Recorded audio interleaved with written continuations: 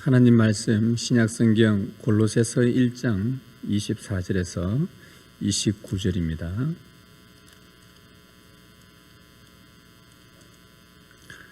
신약성경 324면에 있습니다. 골로새서 1장 24절에서 29절까지 한 절씩 교독하도록 하겠습니다. 나는 이제 너희를 위하여 받는 괴로움을 기뻐하고 그리스도의 남은 고난을 그의 몸된 교회를 위하여 내 육체에 채우노라.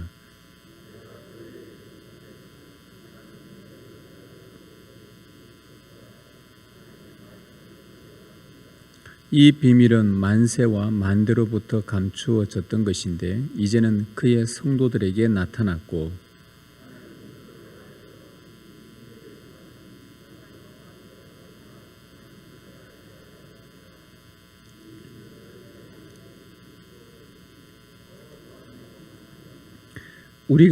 우리가 그를 전파하여 각 사람을 권하고 모든 지혜로 각 사람을 가르침은 각 사람을 그리스도 안에서 완전한 자로 세우려 함이니.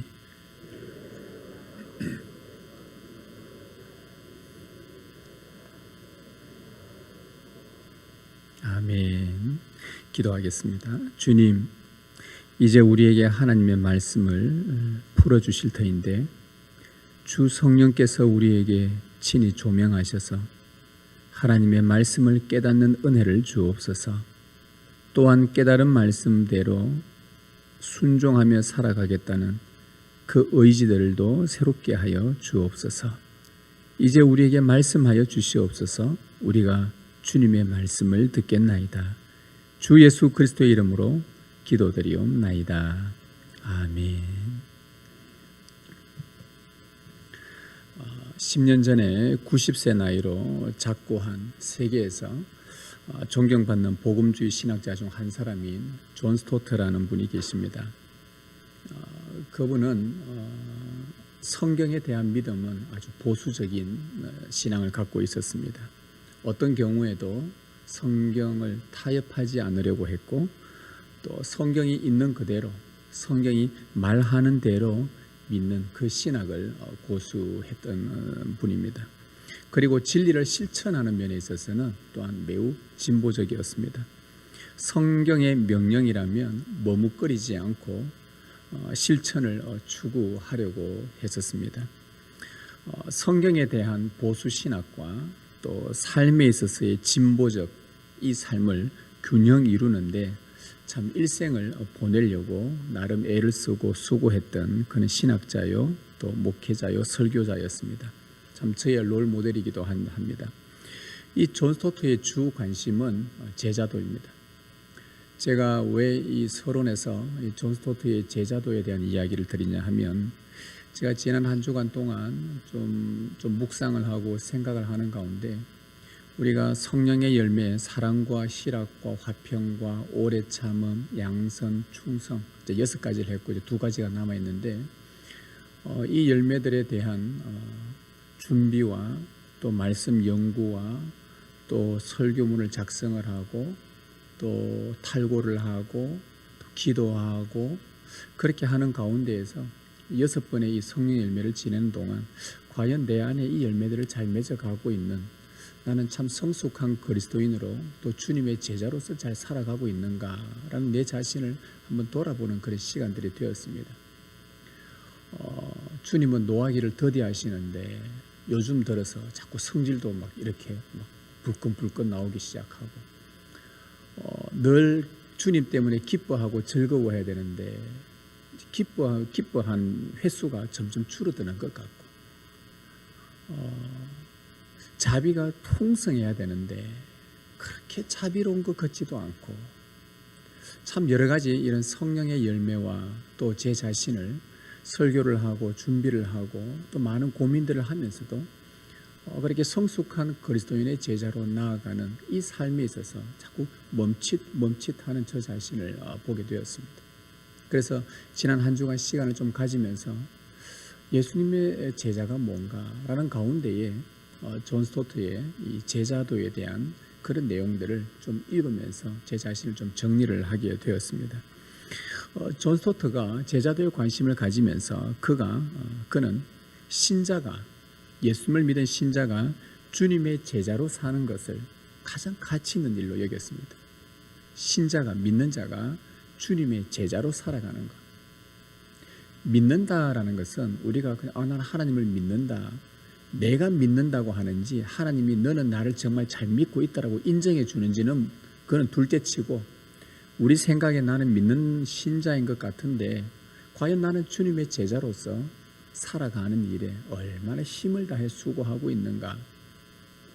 이 신자가 주님의 제자로 사는 것을 가장 가치 있는 일로 여겼던 존 스토트였습니다. 그가 10년 전에 작고하셨는데 별세하기 2년 전 88세 나이에 그가 마지막으로 집필한 책이 제자도입니다. 그 책의 본 원제목은 급진적인 제자도. 성경은 이렇게 말하는데 나는 지금 어떻게 살아가고 있는가, 즉각적으로 순종하며 살아가고 있는가 라는 그런 의미를 담은 아주 급진적인 제자도라는 그런 제목을 가지고 마지막으로 집필했는데, 그 책 결론 부분에서 그가 제일 마지막에 쓴 한 문장을 제가 한번 읽어드리겠습니다. 모든 제자도의 기본은 예수님을 합당한 호칭으로 부를 뿐 아니라 그분의 가르침을 따르고 그분의 명령에 순종하겠다는 우리의 결단이다. 다시요.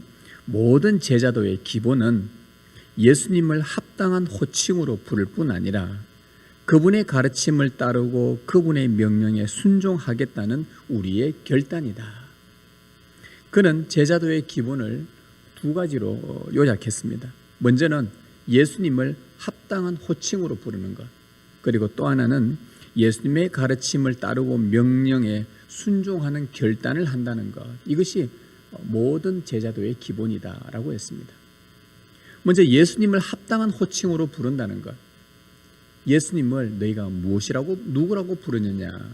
예수님 말씀하셨습니다. 너희가 나를 선생이라 또는 주라 하니 너희 말이 옳도다. 내가 그러하다.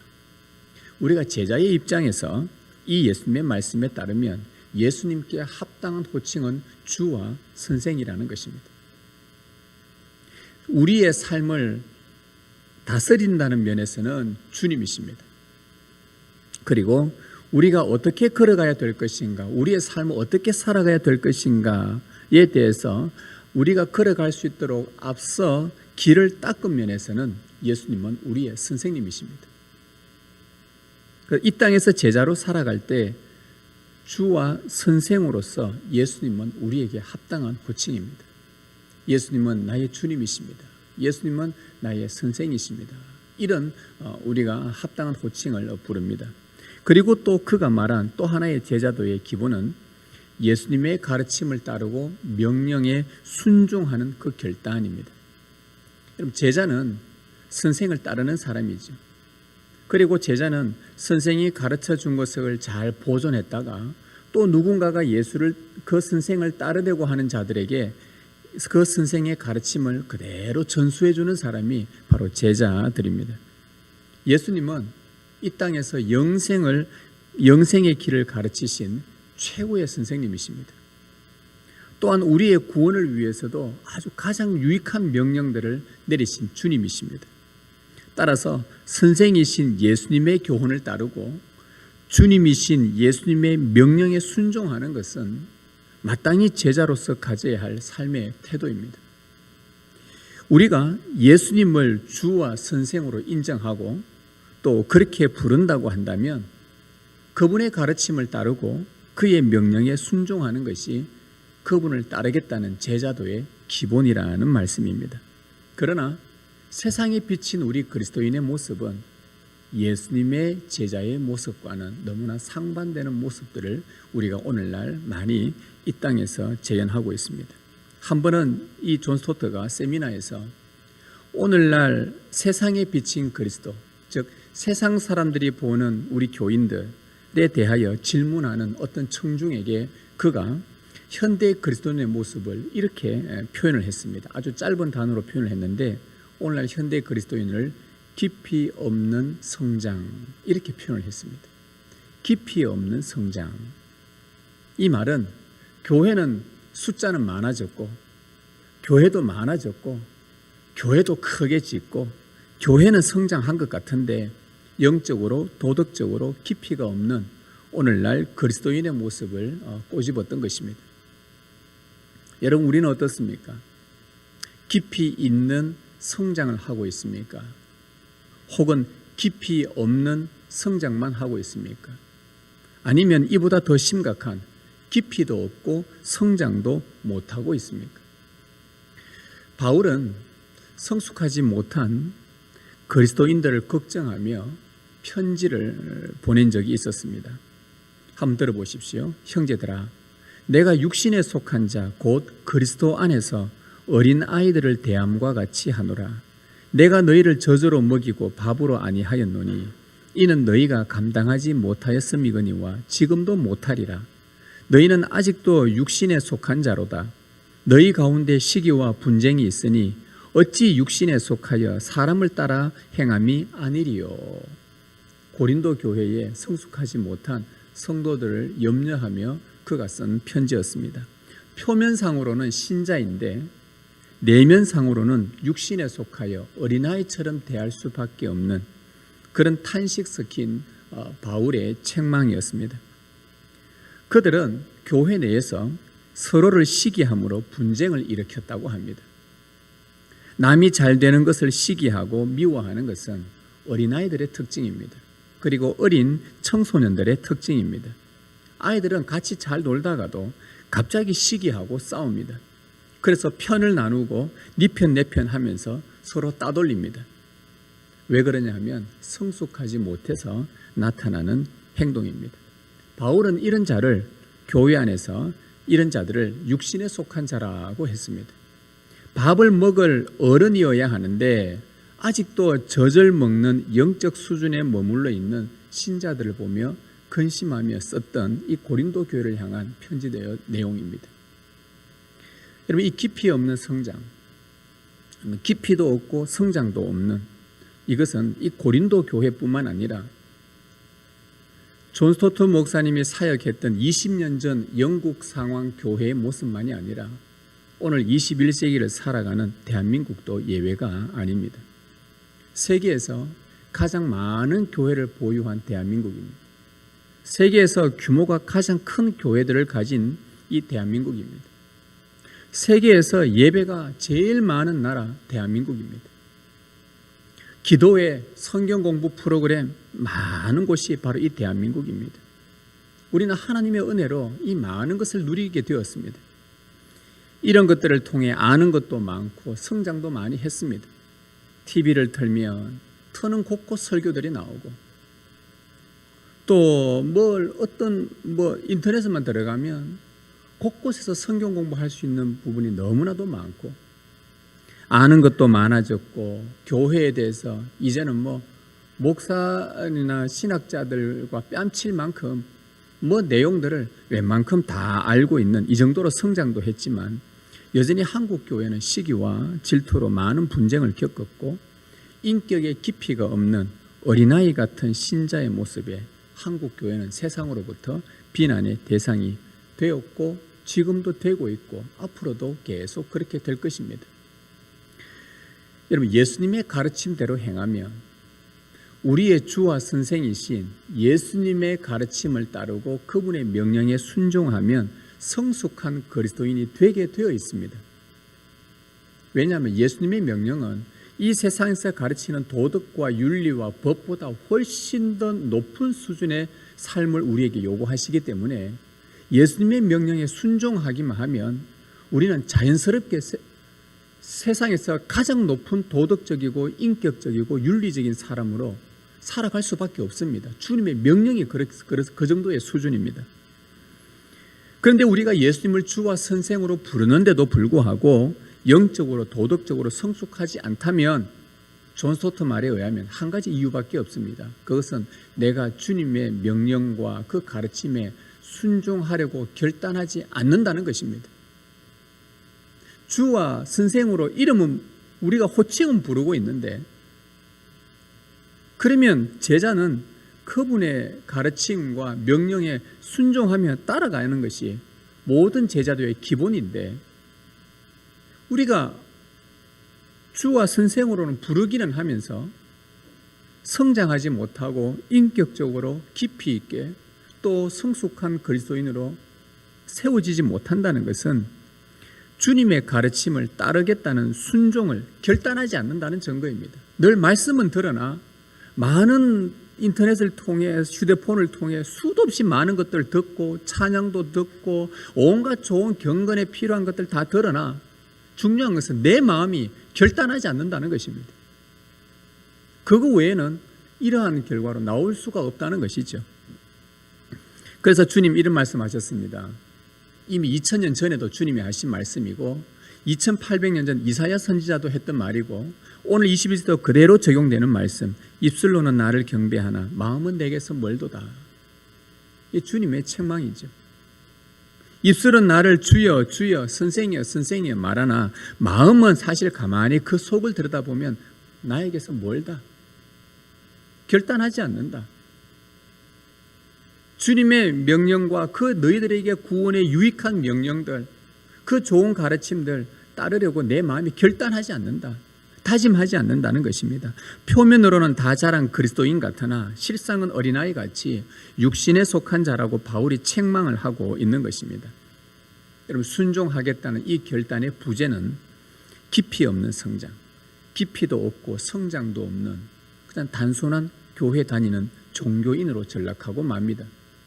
그것은 절에 다니는 불교 신자나 이슬람을 믿는 이슬람 교도나 별반 차이가 없다는 뜻입니다. 종교인에 불과하다는 것이죠. 바울은 이방인 교회들 안에서 벌어지는 이 같은 미성숙한 그리스도인들을 위해서 그가 하나님으로부터 직분을 받았다고 고백을 합니다. 25절 말씀을 보시면 내가 교회의 일꾼 된 것은 하나님이 너희를 위하여 내게 주신 직분을 따라 하나님의 말씀을 이루려 함이니라. 바울이 교회의 일꾼 된 것은 너희를 위하여, 여기서 너희는 골로새 교회 성도들을 위해서라고 합니다. 골로새 성도들을 위해서 하나님이 나에게 직분을 주셨는데 그 이유는 하나님의 말씀을 이루려 함이니라. 하나님께서 이루려고 하는 그 말씀이 무엇인가? 26절 27절에 나옵니다. 이 비밀은 만세와 만대로부터 감추어졌던 것인데 이제는 그의 성도들에게 나타났고 하나님이 그들로 하여금 이 비밀의 영광이 이방인 가운데 얼마나 풍성한지를 알게 하려 하심이라. 이 비밀은 너희 안에 계신 그리스도시니 곧 영광의 소망이니라. 성도들에게 그리스도의 영광의 풍성함을 나타내는 것이 하나님께서 이루실 말씀이었습니다. 하나님께서 창세전부터 그분이 자기 백성들에게 나타내고 싶어 하셨던 것은 자기 백성들이 예수 그리스도의 영광을 보는 것이었습니다. 이것이 하나님의 소망이었습니다. 하나님의 말씀은 감추어져 있어서 비밀이었습니다. 때가 되어 하나님의 백성의 성도들에게 나타났습니다. 예수 그리스도가 이 땅에 나타났습니다. 그분은 영광의 소망이라고 오늘 바울은 말합니다. 우리의 유일한 소망, 우리의 영광의 소망은 예수 그리스도라고 바울이 말합니다. 그리스도의 영광이 얼마나 풍성한지 당신의 성도들에게 모두 다 낱낱이 다 알려주어서 하나하나 다 가르쳐 주어서 그분의 영광의 풍성함을 깨닫고 맛보고 그러도록 하기 위해 하나님은 온 세상 이방인들 가운데 특히 자기 백성인 성도들에게 이 그리스도를 나타내셨습니다. 이것이 하나님께서 당신의 말씀을 이루기 위함이었습니다. 이를 위해 바울을 직분자로 세우셨다는 것입니다. 주의 긍휼과 자비를 얻은 여러분들에게도 바로 이 그리스도가 나타나셨습니다. 저와 여러분이 이 자리에서 앉아 예배하게 된 것도 하나님께서 보여주신 예수 그리스도의 영광 때문입니다. 우리가 그리스도의 은혜로 죄 용서를 받았고 그 은혜의 영광 때문에 주님의 자녀가 되었고 그 은혜로 거룩하게 살아가게 되고 그 은혜로 말미암아 영광스러운 천국을 소망하며 살게 되었습니다. 하나님은 그리스도라는 이 비밀을 바울 같은 직분자들을 많이 세우셔서 당신의 자녀들에게 항상 말씀해 주셨습니다. 이것이 하나님이 이루고 싶어하는 그분의 말씀이었습니다. 구약시대든 신약시대든 할 것 없이 하나님은 항상 그런 직분자들을 세우셔서 말씀해 주셨습니다. 하나님이 세우신 그 직분자들을 통해 성도들은 매번 우리는 영광스러운 예수 그리스도를 듣게 되고 배우게 되고 알게 되고 믿게 되었습니다. 영광의 소망이신 그리스도를 간절히 기다리며 소망하는 그런 우리들이 된 것입니다. 근데 28절에 보면 바로 이러한 일꾼된 바울이 아주 중요한 핵심적인 내용을 한 가지 이야기해 줍니다. 우리가 그를 전파하여 각 사람을 권하고 모든 지혜로 각 사람을 가르치는 것은 각 사람을 그리스도 안에서 완전한 자로 세우려 함이니라. 바울이 우리는 바울과 그의 동역자 디모데를 말합니다. 디모데 하나님의 목회자였는데요. 예수 그리스도를 전파하여 그를 전파하여 예수 그리스도를 전파했습니다. 하나님께서 맡기신 사명이었습니다. 풍성한 그리스도의 영광을 온 세상에 나타내려고 그 그리스도를 전하려고 하나님께서 세우신 바울과 디모데의 직분자였습니다. 근데 그들이 이 말씀을 전파한 목적이 있습니다. 예수 그리스도를 증거하고 설교했던 목적은 뭐냐? 28절에 다시 한번 보십시오. 마지막 부분에 각 사람을 그리스도 안에서 완전한 자로 세우려 함이니라. 이걸 오늘 말씀에 의하면 주님의 제자로서 성령의 열매를 맺어가는 성숙한 그리스도인으로 세우고자 합니다. 이 말입니다. 여기서 완전한 자로 세운다는 말은 성숙한 자로 세운다는 뜻입니다. 이것은 하나님의 뜻입니다.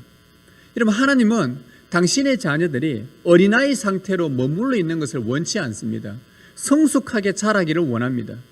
그러다가 우리 주님 오시는 날 흠도 없고 티도 없는 완전한 자로 만드시는 것이 하나님의 뜻입니다. 최종적인 뜻입니다. 우리를 하나님처럼 만들어 가시는 것, 우리를 예수님처럼 만들어 가는 것이 하나님의 목적입니다. 이 목적을 위해서 그분이 하신 일이 뭐냐? 예수 그리스도를 전파하게 하셨습니다. 왜 그렇습니까?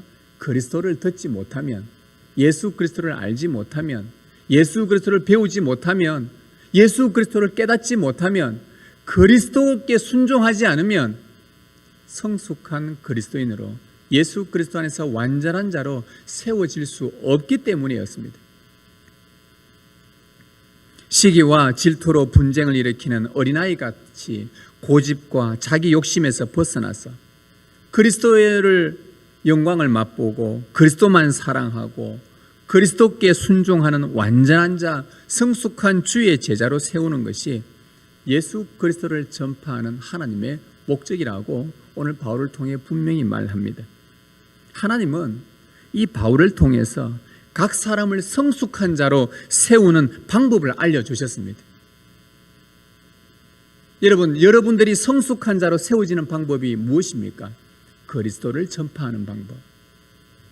여기서 전파한다는 것은 설교한다, 도를 전한다는 뜻입니다. 바울은 가는 곳곳마다 그리스도를 설교했습니다. 그리스도가 누구신지, 그분이 무슨 일을 하시는지, 그리스도의 인격과 사역을 증거했습니다.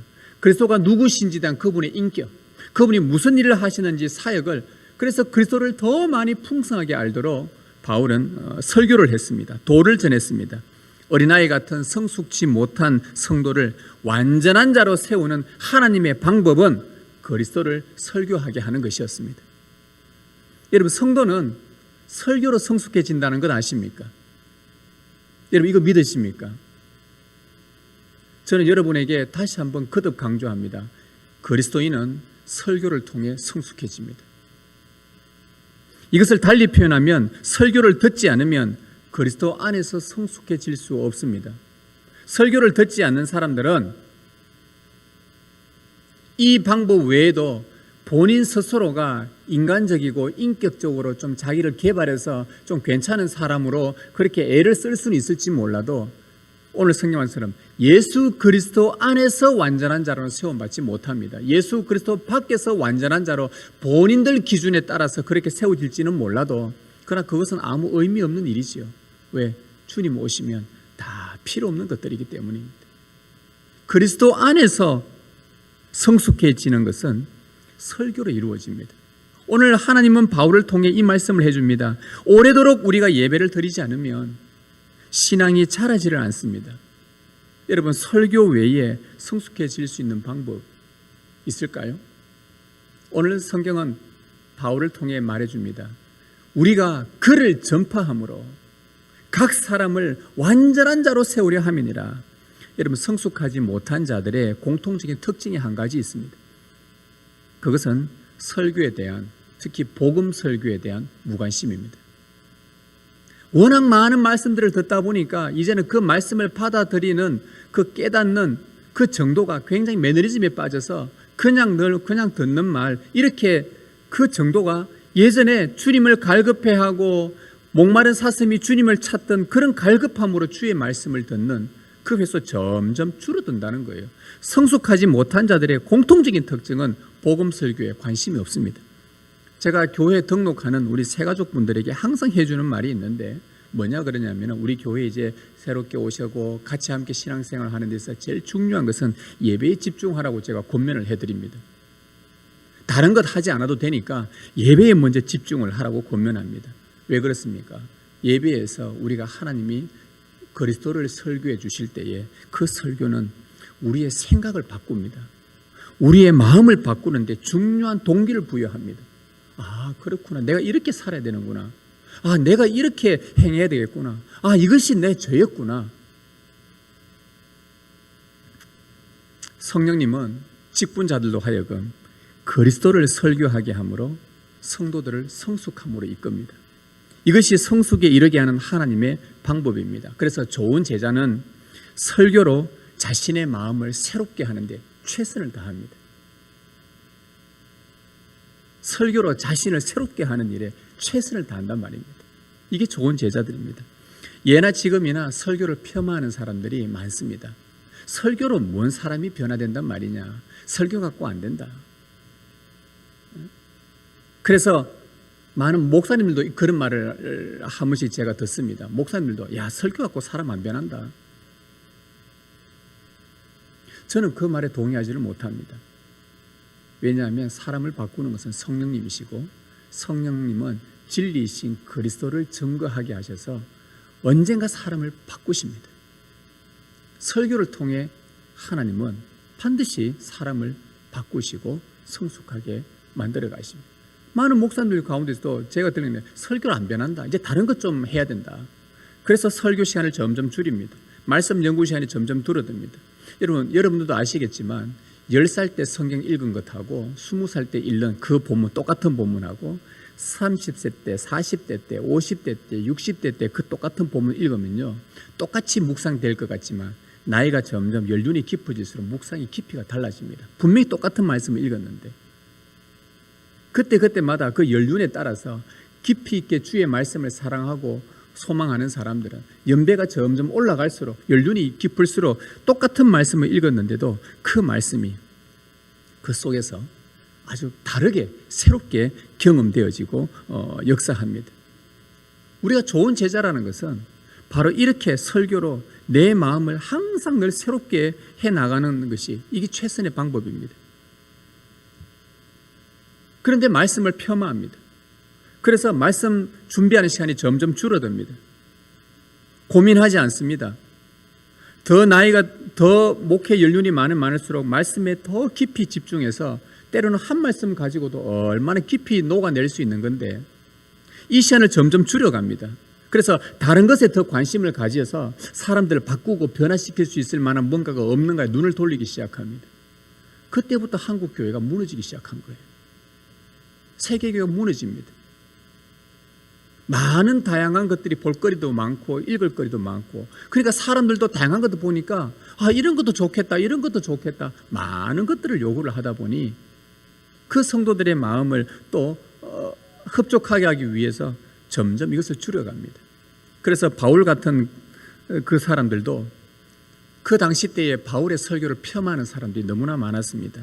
당시 고린도 지역에 자칭 지혜롭다는 철학자들이 많았습니다. 그 철학자들이 바로 소크라테스, 플라톤, 아리스토텔레스의 다 후예들입니다.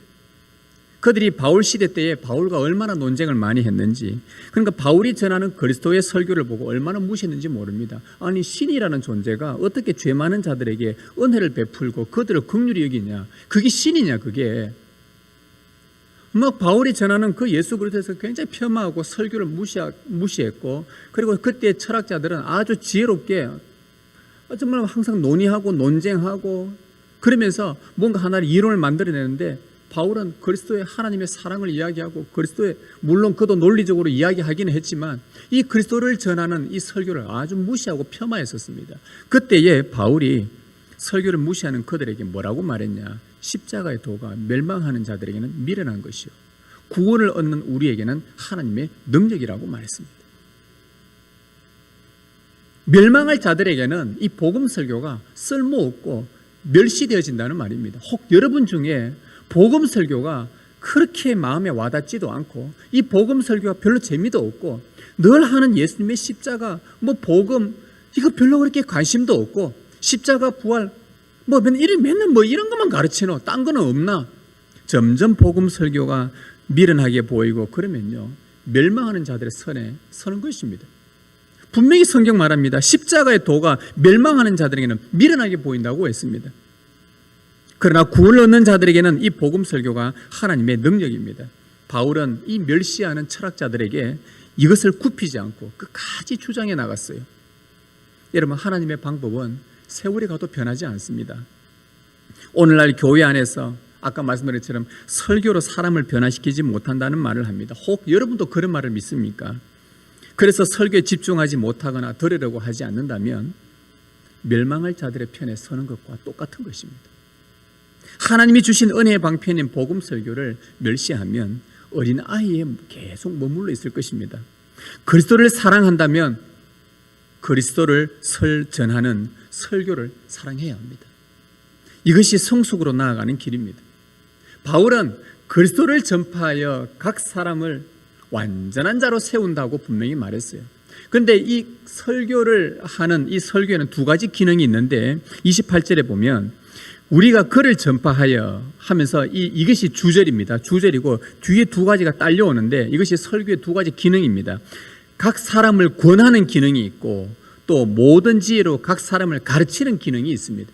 이 두 가지 기능이 있어요. 설교에는 하나는 권하는 것, 또 다른 하나는 가르치는 것인데, 여기서 권한다는 말은 죄를 책망하고 돌이키게 하는 것을 말합니다. 설교는 죄를 깨닫게 합니다. 참된 회개로 인도하기 위해서 성숙한 자들을 그렇게 말씀을 통해 설교를 권면하는 기능을 통해 이것이 내가 죄였구나.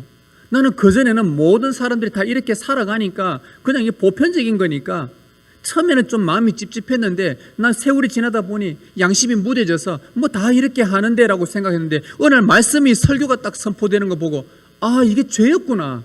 내가 까마득히 잊고 있었구나 하면서 우리 자신을 깨닫게 하고 우리 안에 거짓과 죄악과 더러움으로 오염된 우리 양심이 찔림을 받게 되고 그래서 회복과 생명의 역사를 일으키게 하는 것이 설교가 권하는 이 기능을 하는 것입니다.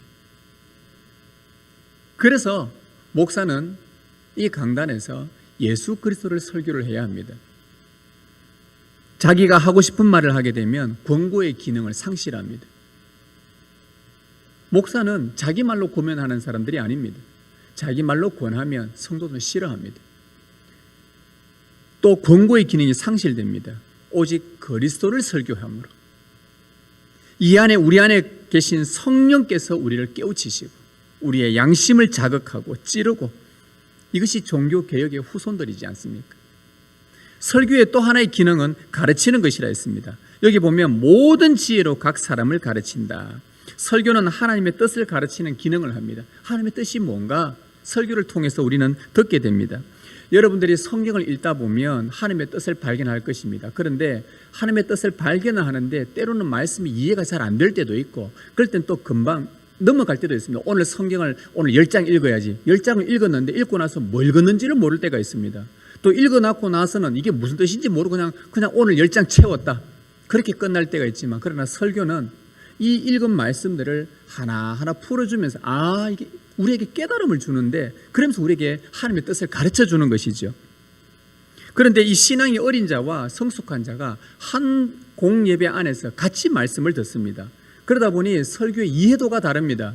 이해 정도가 달라요. 어린아이들이 그 듣는 은혜 받는 정도와 청소년들이 받는 정도와 성숙한 자들이 받는 그 정도는 다 차이가 납니다. 그래서 뭐가 필요하냐? 모든 지혜로 각 사람을 가르치는 것이 필요합니다. 모든 지혜로 각 사람을 가르친다. 설교의 형태를 통해서. 여러분, 그래서 설교의 이 지혜로운 가르침을 돕기 위해서 정말 필요한 것이 하나 있는데, 이게 뭐냐 하면 설교 후에 함께 말씀 나눔을 위한 소그룹 모임, 가정 경건 모임, 여러 모양의 이 모임이 필요한 것입니다.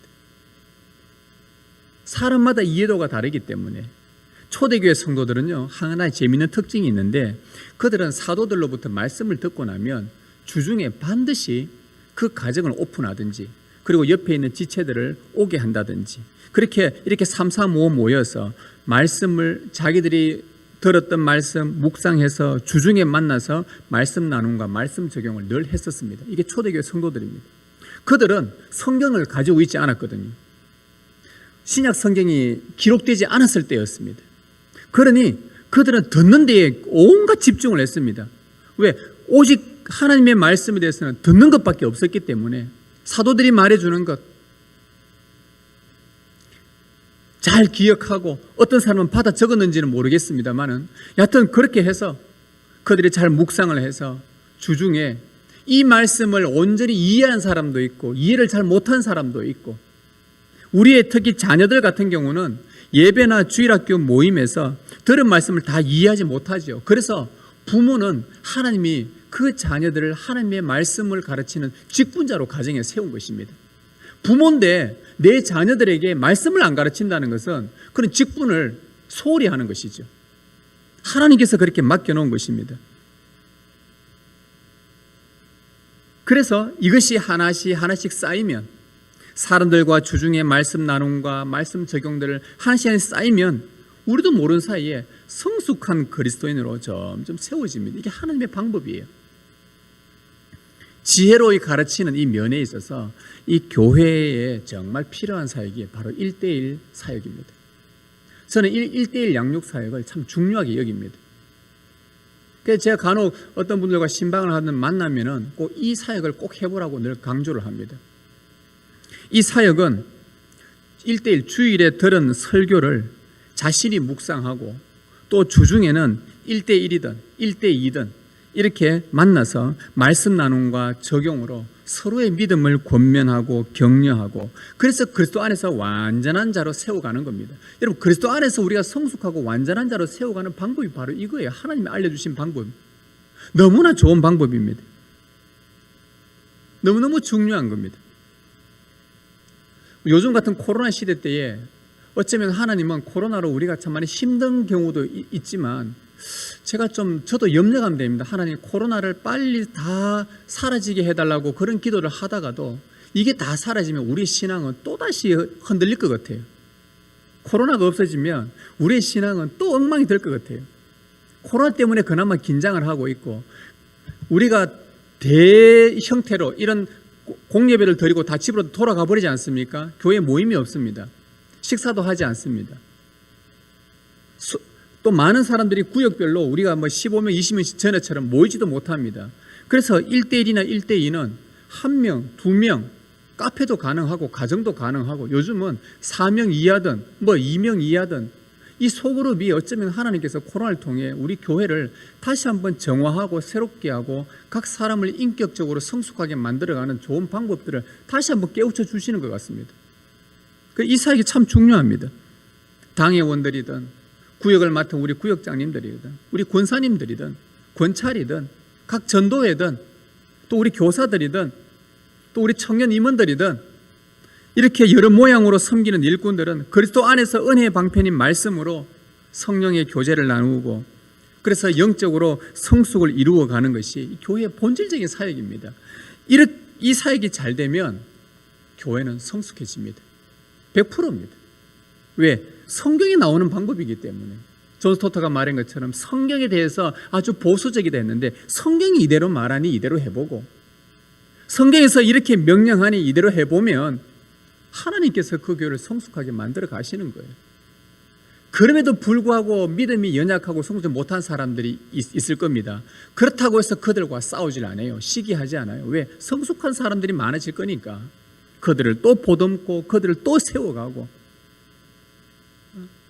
이것이 설교의 기능입니다. 그리스도의 말씀을 듣는 것이 얼마나 우리를 성숙한 자로 만들어가는지 모릅니다.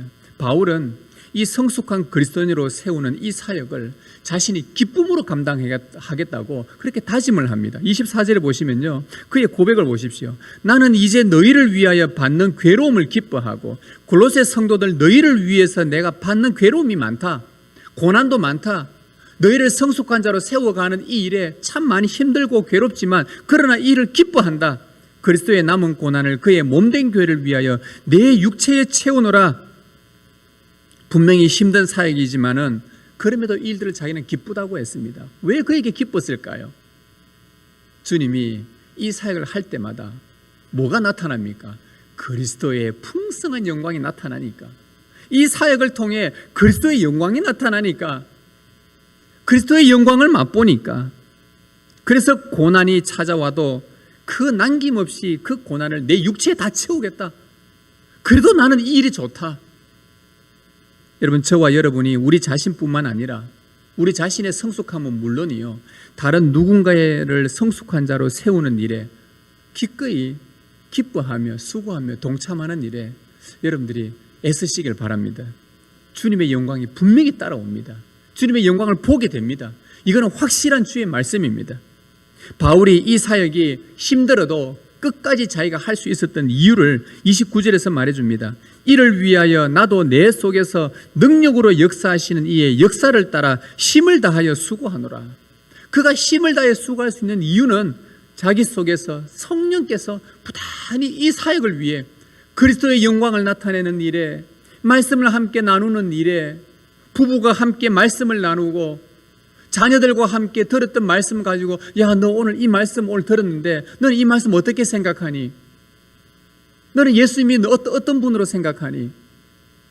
그 말 한마디에 우리 성도는요, 그런 말 나누지 않으면 아무 무상무념 살다가 갑자기 그 말이 툭 질문이 던져지면 성도 같으면요, 한번 반응을 하게 됩니다. 그래, 예수님이 나에게 누구지? 그 한 질문 하나, 부모가 던진 그 질문 하나가 그 아이 인생을 바꾸는 걸 저는 수도 없이 봤습니다. 이게 그 아이를 바꾸는 거예요. 성도를 바꾸어 가는 거예요. 왜? 우리는 성도이기 때문에, 이 안에 성령이 계시기 때문에, 성령은 그리스도를 가지고 역사하기 때문에 그리스도에 대해서 하나의 짧은 질문만 던져도 그것이 우리에게는 화살끝이 꽂히는 겁니다. 그때 이 속에서 뭔가 성령이 움직이는 거예요. 바울 안에 계신 그 성령이 능력으로 역사해서 바울을 도우시고 계시고, 그리고 그는 힘을 다해 수고하겠다고 헌신을 다짐합니다. 힘을 다해 수고하노라. 힘을 다해 수고한다는 말은 농부가 밤낮으로 땀 흘리면서 애써서 그 수고를 나타낼 때 열매를 얻으려고 하는 그 수고를 쓸 때 이 단어를 똑같이 씁니다. 운동선수가 면류관을 얻기 위해서, 금메달을 따기 위해서 땀을 그토록 흘리며 운동하는, 수고하는 그 수고를 나타낼 때 내가 힘을 다해 수고하노라 라는 바울의 이 수고를 이런 단어와 똑같이 씁니다. 여러분, 우리 주님은 우리를 건지셨습니다. 지금도 돌보십니다. 장래에 흠 없는 자로 세워질 것을 위해 일하고 계십니다. 당신의 그리스도를 설교하심으로 우리에게 그 영광을 보여주셨습니다. 그 영광을 맛본 자는 또 다른 성도들에게 말씀을 나누고 전하는 그 열정을 우리에게 주십니다. 깊이가 없는 연약한 성도들이 성숙한 자로 세워지는데 여러분의 수고를 사용하십니다. 이것이 우리가 부름받은 삶이에요. 성도 여러분, 예수 그리스도는 저와 여러분의 성숙한 자로 만드시기 위해 친히 고난을 당하셨습니다. 그분 안에 역사하시는 성령의 능력으로 친히 감당하셨습니다. 우리도 성숙한 삶을 위해 힘을 다해 수고하는 그 은혜가 있기를 바랍니다. 기쁨으로 이 일들을 또 잘 감당할 수 있기를 바랍니다. 주님이 주시는 그 능력의 크심을 알게 될 것이고 그리스도의 영광을 생생하게 경험하게 될 것입니다. 우리가 예수님을 주와 선생으로 부른다면 그분의 가르침을 따르고 그분의 명령에 기꺼이 순종하겠다고 결단하십시다. 이것이 주님의 제자요 성숙한 그리스도인이 마땅히 반응해야 될 삶입니다. 날마다 그리스도의 영광을 맛보는 복된 주의 성도들 되시길 주님의 이름으로 소망합니다.